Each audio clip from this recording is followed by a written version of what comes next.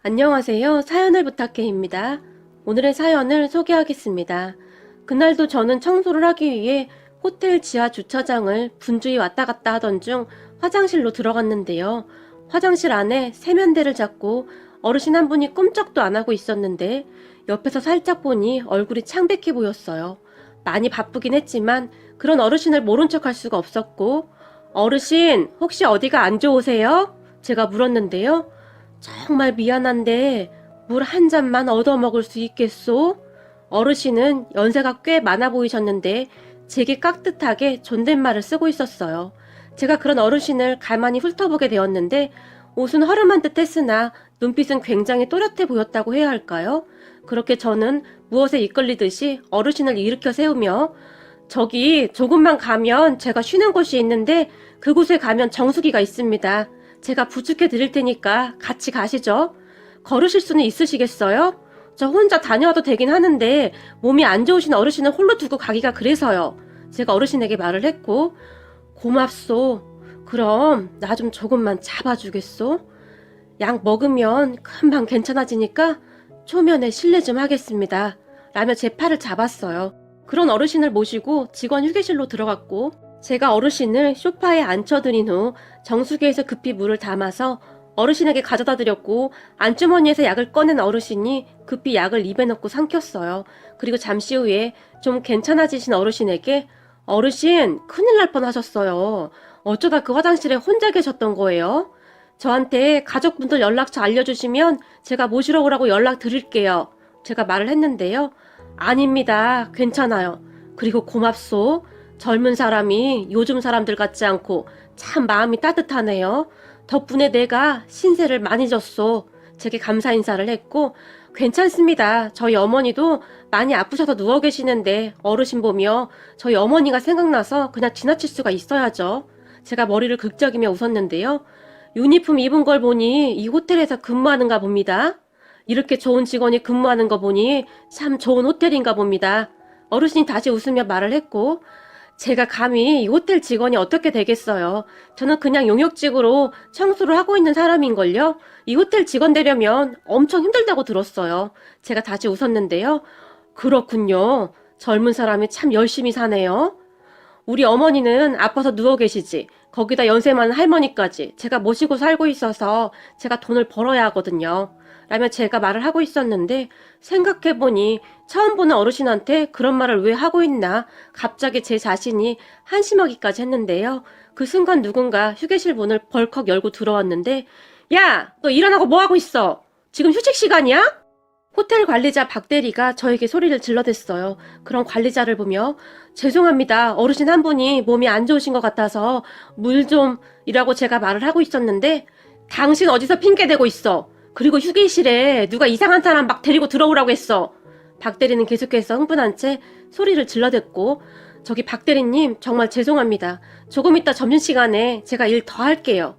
근데 큰 소리는 좀 자제해 주세요. 지금 이 어르신이 몸이 안 좋으세요. 제가 박 대리의 눈치를 보며 말을 했지만, 당신이 지금 저 노인네를 왜 신경 쓰고 있어? 당신 아까 일도 제대로 못하면서. 박 대리는 여전히 흥분한 상태였어요.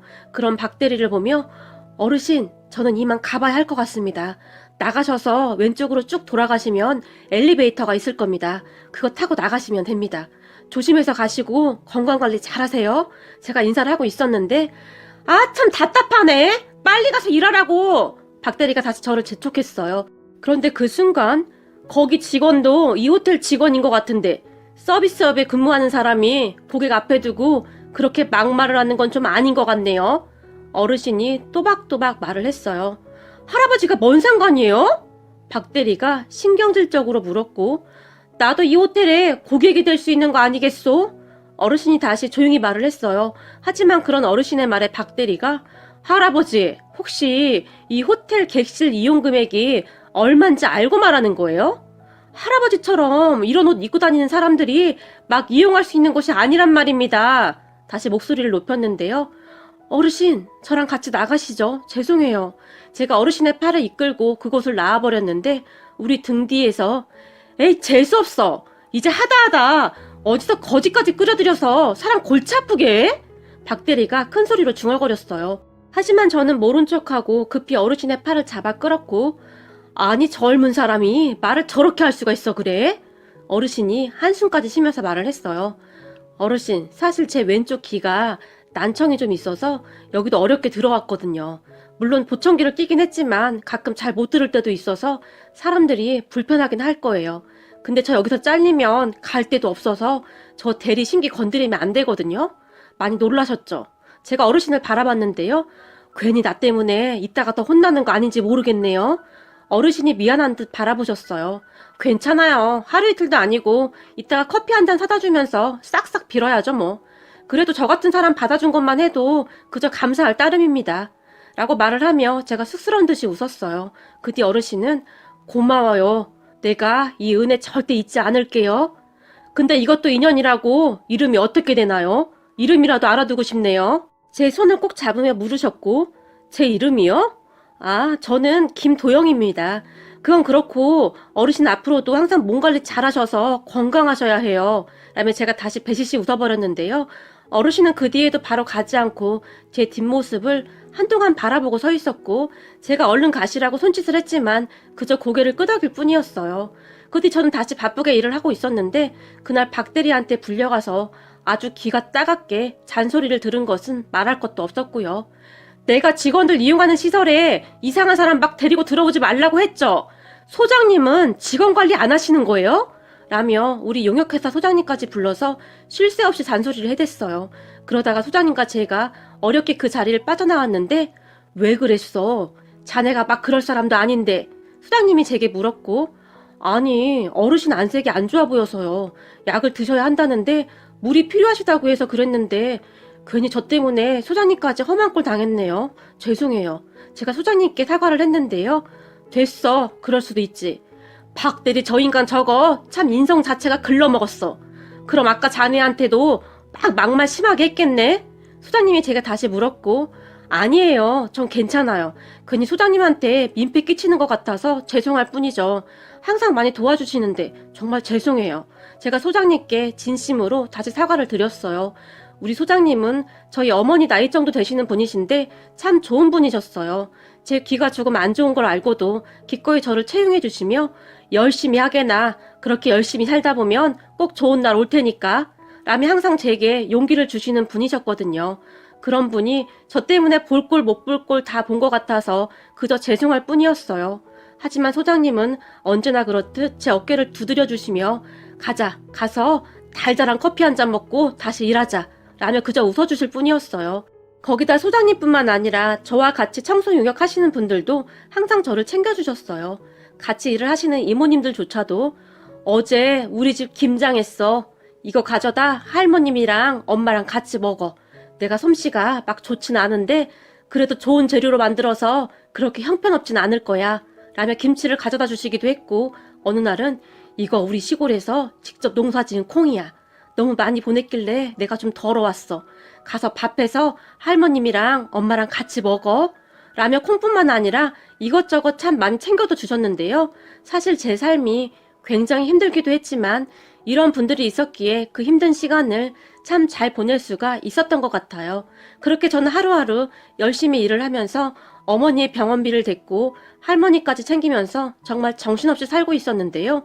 그러던 어느 날 퇴근 후 집에 갔는데 주방에 과일부터 소고기까지 뭐가 잔뜩 있었어요. 그걸 보고 놀라서는 엄마 이거 뭐야? 라고 물었는데 그거 니네 회사에서 너한테 보낸 거라고 하던데 넌 모른 거야? 오히려 엄마가 놀라서 제게 다시 물었어요. 우리 회사에서? 나한테 이걸 전부 다?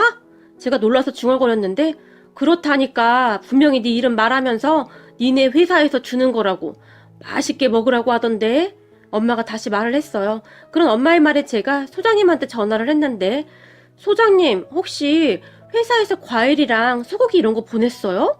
라고 제가 물어봤는데요. 아니 회사에서 누가 그런 걸 보내. 소장님도 놀란 듯이 제게 물었고 그래요? 누가 우리 집에 왔었다는데 김도영 씨 집이 맞냐고 묻더니 어떤 젊은 남자가 잔뜩 놓고 갔다는데요? 제가 다시 물었지만 글쎄 아무튼 우리 회사에서 보낸 건 아니야. 근데 자네 이름 말하고 두고 간 거라면 누가 아는 사람이 두고 갔겠지. 소장님이 아무렇지도 않게 말을 했어요. 그런 소장님에게 이거 그냥 먹어도 되나 모르겠네요. 네 이름 대고 왔다는데 그냥 먹으면 되지. 그리고 나중에 보내준 사람 찾으면 고맙다고 인사나 하면 되는 거지. 그렇다고 그냥 썩혀서 버릴 수는 없잖아. 그냥 먹어.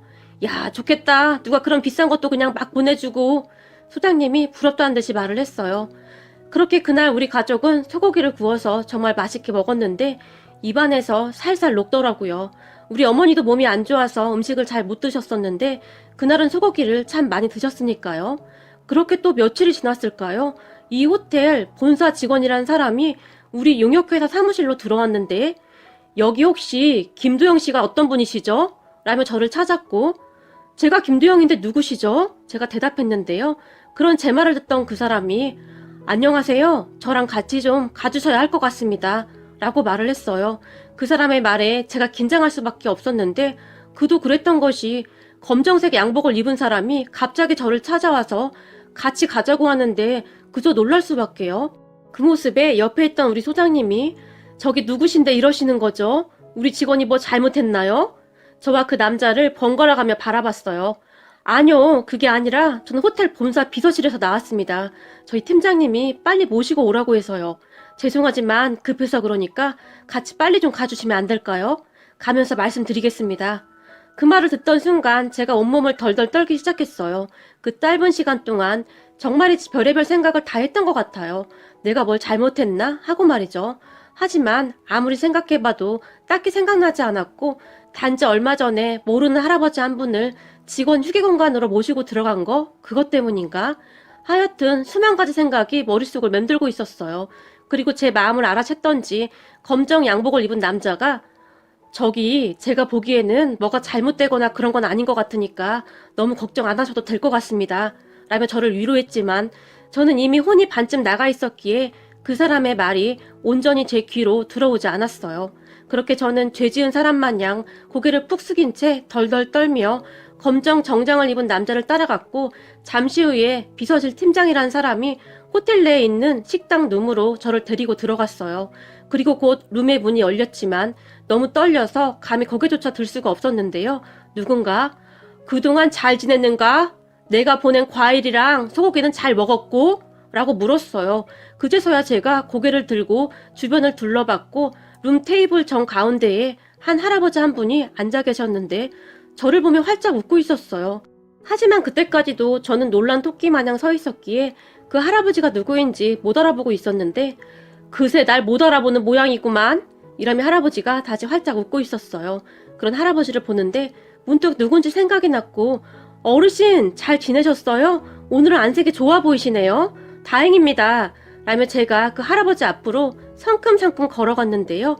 주변에 검정색 양복을 입은 한 사람이 제 앞을 가로막았지만 괜찮네, 비켜주게나 라며 할아버지가 양복 입은 사람에게 말을 했어요. 그리고 할아버지의 한마디에 그 사람이 뒤로 물러섰는데요. 잘 지내고 있었나? 그때는 정말 고마웠네. 내가 은혜 꼭 갚는다고 하지 않았었나? 라며 어르신이 다시 활짝 웃었어요. 그렇게 다시 제 정신이 돌아왔고 제가 주변을 둘러봤는데 사람들이 여러 명 있었어요. 그 사람들을 보며 제가 주눅이 들어 다시 고개를 숙였고 제 모습을 보던 어르신이 다들 나가 있게 우리 둘만 얘기하고 싶네 라고 말을 했지만 회장님 그게 좀 이라며 검정색 양복 입은 남자가 말을 했어요. 그럼 자네만 남게나 다른 사람들은 다 나가고 어르신이 다시 말을 했고 그렇게 다들 눈치를 보더니 하나 둘씩 밖으로 나갔어요. 어르신 도대체 어떻게 된 겁니까? 제가 놀라서 물었는데요. 제 옆에 있던 남자가 그러니까 비서실 팀장이 어르신이 아니고 회장님이십니다. 라는 말을 했어요. 네? 회장님이요? 무슨 말씀이신지 제가 놀라서 묻다가는 그대로 얼음이 되어버렸는데요. 괜찮네. 회장이고 나발이고 그때 자네가 안 도와줬으면 큰일 날 뻔했는데 그게 뭐가 그리 중요하겠나? 회장님이 다시 큰 소리로 웃었어요. 그렇게 서 있지 말고 여기 와서 앉게나. 회장님이 저에게 의자를 권했고 제가 의자에 앉았는데요. 잘 지냈고? 아, 네 어르신. 아니 회장님? 회장님도 잘 지내셨어요? 건강은 어떠세요? 제가 끝까지 모셔다 드렸어야 했는데 그날 그렇게 가시고 나서도 계속 걱정이 됐어요. 그때 제 마음은 진심이었어요. 알고 있네. 자네가 나 몰래 내 뒤에서 계속 날 바라보고 있더구만. 내 다 알고 있었네. 고맙네. 회장님이 다시 감사 인사를 했어요. 그런 회장님을 보며 아닙니다. 당연히 해야 할 일을 했을 뿐인데요. 그래도 안색이 많이 좋아지셔서 정말 다행입니다. 제가 기쁜 표정으로 말을 했어요. 그렇게 저는 제가 일하는 그 특급 호텔 회장님과 독대를 하게 되었고 제게 이것저것 물어보시던 회장님이 자네 지금 그 일에서 얼마나 받고 있나? 제게 물었어요. 네? 그건 왜 물어보시는지. 왜긴 왜겠나? 내가 자네 스카우트 하려고 하지. 라며 회장님이 큰 소리로 껄껄 웃으셨어요. 저를요? 아닙니다. 제가 할 수 있는 일이 뭐가 있다고요. 괜찮습니다. 저는 지금 하는 일도 아주 만족하고 있습니다. 정말입니다. 그때쯤 저는 정말 당황하고 있었는데요. 자네 혹시 운전은 할 줄 아는가? 회장님이 다시 물었고, 운전이요? 운전은 할 줄 압니다만 여기 들어오기 전에 배달 일을 조금 했었거든요. 근데 그건 왜 물어보시는지 제가 물었는데요. 사실은 말일세 내 수행 운전기사가 몸이 안 좋아서 얼마 전에 그만뒀다네. 그래서 우선 우리 비서실 팀장이 고생을 하고 있었는데 그런데 그날 자네를 보고 딱 적임자라는 생각이 들어서 말이야. 내 운전기사라고 해도 뭐 많이 할 것도 없네. 출퇴근하는 거 그것만 해주면 되고 나머지는 워낙 나 혼자 다니는 걸 좋아해서 운전할 일도 별로 없긴 할 거야. 라며 회장님이 다시 활짝 웃었어요. 아, 그래서 그날도 혼자 오셨던 겁니까? 그렇다네. 내가 온다고 하면 다들 난리를 치지 않겠나? 그래서 너무 번거롭기도 하고 그냥 혼자 다니고 있네.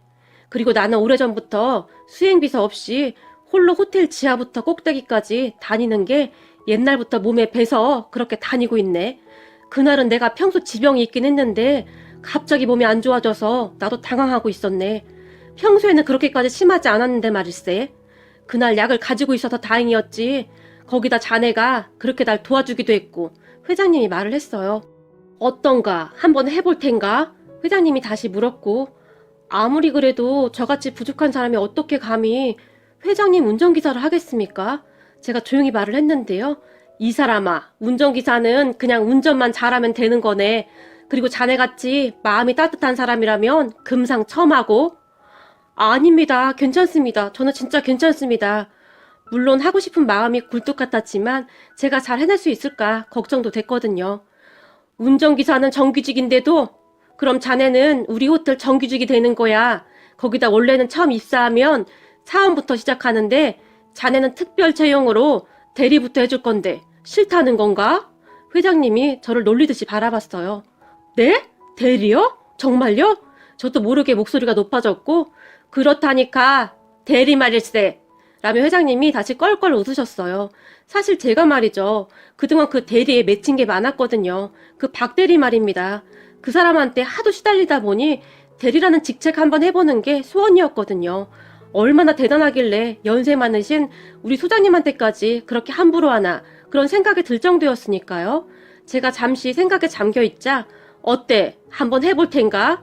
그럼 자네도 그 박대리란 사람하고 같은 직책이 되는 건데 아니면 그 괘씸한 박대리 한번 보라고 과장으로 달아줄까? 이런 제 마음을 눈치챘던지 회장님이 다시 웃으며 물었고 아닙니다, 아닙니다. 근데 제가 진짜 잘할 수 있을까요? 사실 우리 어머니 소원이 제가 정규직이 되는 것이긴 한데 말입니다. 라며 조용히 말을 했는데요.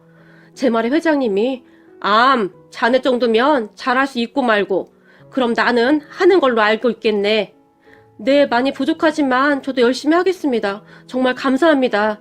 순간 제가 벌떡 일어나서 90도로 허리 숙여 인사를 했어요. 그런 저를 보며 그래, 우리 열심히 해보자고 회장님이 제 등을 쓰다듬어 주셨고 잠시 후 회장님이 비서실 팀장에게 내가 부르라고 했던 사람은 불렀는가? 라고 물었어요. 네, 회장님, 지금 밖에 대기 중입니다. 들어오라고 할까요? 그래, 들어오라고 하게나. 라는 회장님의 말에 문이 열렸고 한 남자가 쭈뼛쭈뼛 거리며 룸 안으로 들어왔는데 자세히 보니 박대리였어요.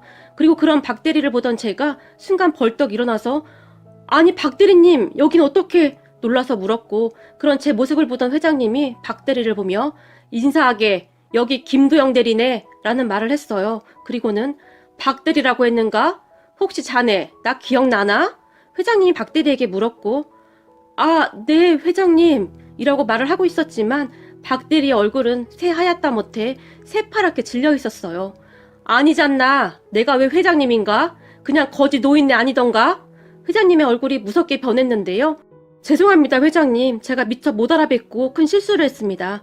그 순간 박대리의 허리가 90도로 접혀져 있었는데 자네는 인성 자체가 잘못됐구만. 그날 내가 회장인 걸 못 알아봐서 지금 이러고 있다고 생각하고 있다는 거구만. 회장님이 박대리를 노려보며 물었어요. 아, 네? 그게 무슨 말씀이신지요?